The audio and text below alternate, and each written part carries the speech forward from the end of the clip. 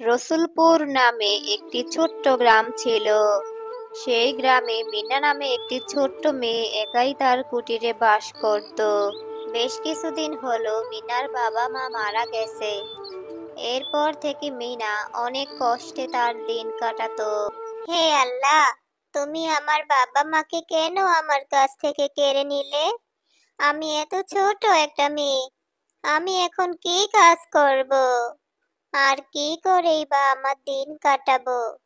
তবে এসব ভেবে হাত পা গুটিয়ে রাখলে তো চলবে না, আমাকে তো একটা কাজের ব্যবস্থা করতে হবে।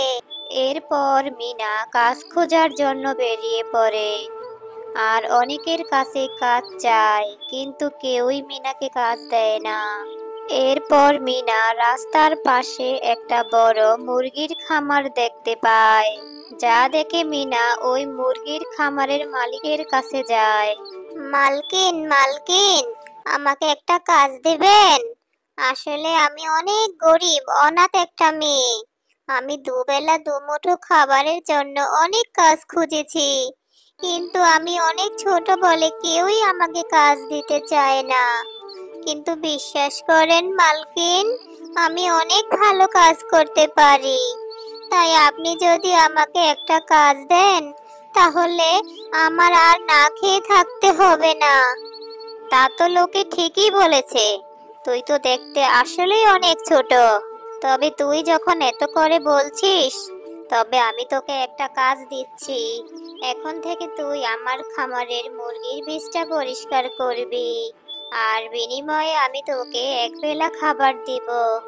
আপনি সত্যি বলেছেন মালকিন, তাহলে আমি এক্ষুনি কাজ শুরু করছি। এরপর মিনা মুরগির বীজটা পরিষ্কার করতে লাগে।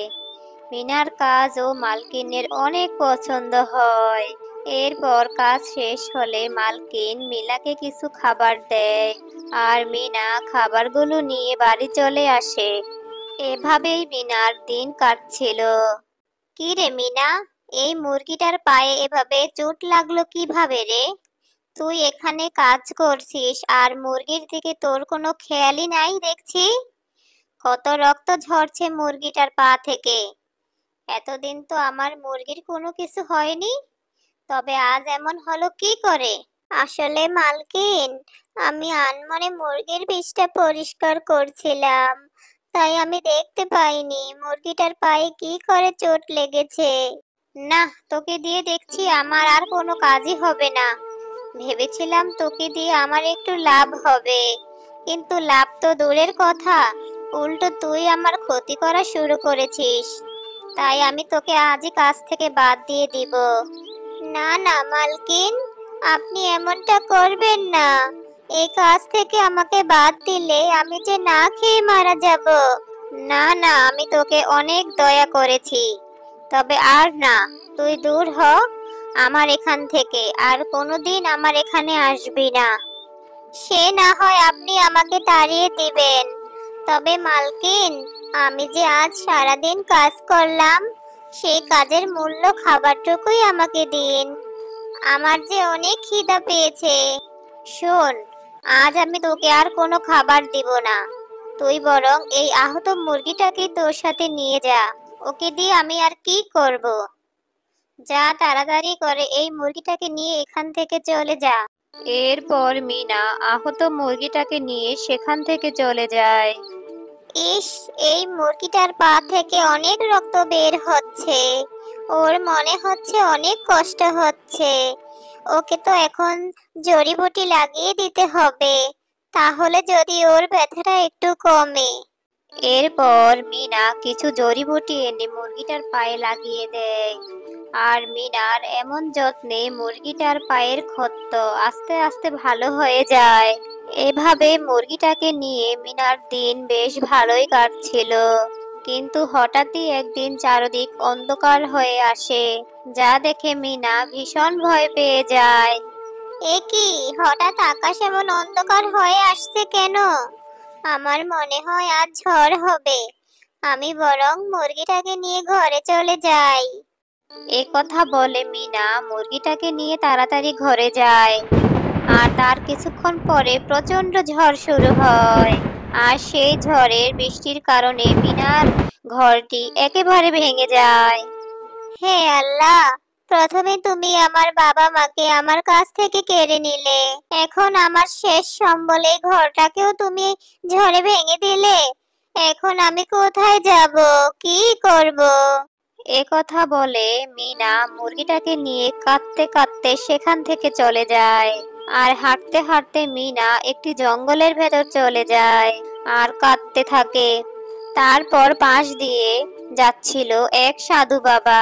মিনার এমন কান্না দেখে সাধু বাবা মিনার কাছে আসে। এ কি রে বাছা, তোর কি হয়েছে? তুই এভাবে কাঁদছিস কেন রে? আমাকে সবটা খুলে বল। এরপর মিনা সাধু বাবাকে তার সব কষ্টের কথা খুলে বলে। সব শুনে সাধু বাবার অনেক কষ্ট হয়। ও এই ব্যাপার বাছা, তবে তুই আর কাঁদিস না রে, আমি তোকে সাহায্য করব। একথা বলে সাধু বাবা তার মায়াবী শক্তি নিচে দাঁড়িয়ে থাকা মুরগিটার উপরে দেয়। দেখতে দেখতে মুরগিটা একটি সোনার মুরগি হয়ে যায়, যা দেখে মিনা অবাক হয়ে যায়। এ কি সাধু বাবা, মুরগিটা তো একটা সোনার মুরগিতে পরিণত হলো। এটা কি করে সম্ভব? আমি তো এরকম আগে দেখিনি। হ্যাঁ রে বাছা, আমার মায়াবী জাদু শক্তির কারণে তোর সাধারণ মুরগিটা একটা সোনার মুরগিতে পরিণত হয়েছে। এখন এটা একটা জাদুর মুরগি। আশা করি এই জাদুর মুরগিটা তোর সব সমস্যার সমাধান করবে। একথা বলে সাধু বাবা সেখান থেকে চলে যায়। আর তখনই সেই সোনার মুরগিটা বড় একটা সোনার মুরগির ঘরে পরিণত হয়। সোনার মুরগি ঘরে ঢোকার জন্য একটা সিঁড়িও ছিল। এসব দেখে তো মিনা অনেক অবাক হয়ে যায়। অবাক হইও না গো, আমি একটি জাদুর মুরগি। আর সাধু বাবা তো আমাকে জাদুর মুরগিতে পরিণত করেছে তোমার সব সমস্যার সমাধানের জন্য। এবার তুমি তোমার সব সমস্যার সমাধান পাবে। তুমি এখন আমার ঘরে আসো। এই ঘরে তুমি তোমার সব প্রয়োজনীয় জিনিস পেয়ে যাবে। এরপর মিনা সোনার মুরগি ঘরে যায়। সেখানে সুখে শান্তিতে তার দিন কাটাতে লাগে। তো বন্ধুরা, কেমন লাগলো আমাদের আজকের গল্পটি? আশা করি ভালো লেগেছে। এরকম গল্প পেতে আমাদের এই চ্যানেলের পাশে থাকতে ভুলো না কিন্তু। আজ এ পর্যন্তই।